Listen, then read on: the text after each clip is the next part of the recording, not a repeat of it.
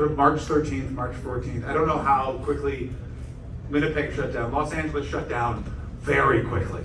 And like a lot of you were probably all like at home, you were gathered with family members trying to figure out what you were gonna do. What I was doing the day the coronavirus pandemic lockdown started was I was auditioning for America's Got Talent. I was in the Pasadena Center for the Performing Arts for 9.5 hours in a holding area with a homeless guy dressed like a chicken and me. Every 10 minutes, I would look at my phone and the governor of California is saying things like, "Go home! It's not safe! It doesn't matter the opportunity! John Hastings, get the fuck away from a guy dressed like a chicken! What are you doing?"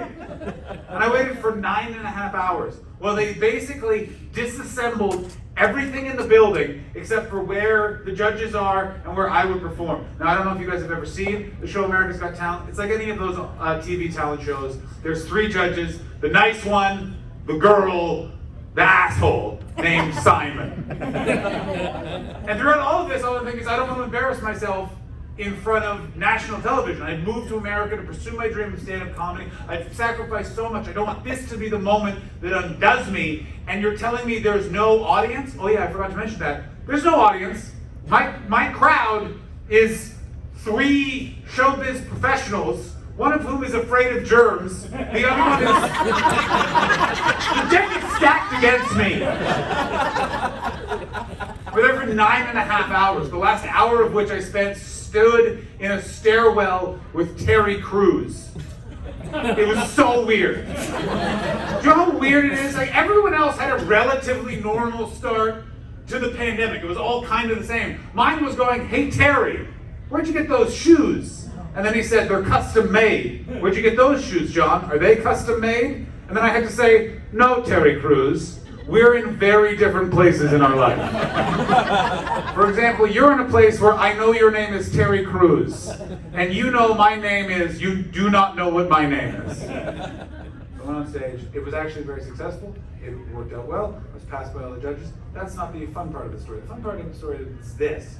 Show business, in a beautiful way, like life, always has a way of grounding you.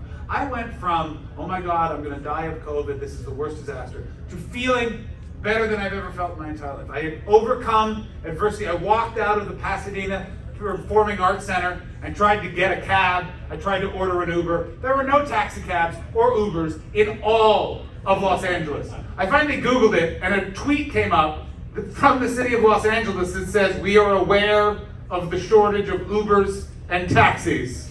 Nothing will be done." Los Angeles is a city without public transport. Like Winnipeg, you guys have buses. How's the public transport in Winnipeg? You don't know. Thank you, Raph. Do you live in Winnipeg? Okay, so I'm gonna go with this. Winnipeg, not great for public transport either. When someone in the front row, "How's the public transport here?" and his response is, "I don't know." You're like, you would know. There's no public transport. There is, but it's not good. And not in that way, it doesn't come a lot. It's just like, it's just where people who have no homes go when they're kicked out of their tent cities. Because you have to understand, Los Angeles is the home to the world's top 3 homeless settlements. We got silver, gold, and bronze, which is the weird order to do that, by the way.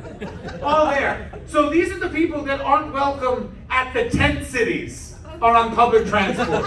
And me. I get on the train. They didn't seem concerned about COVID. They wanted to know where heroin was.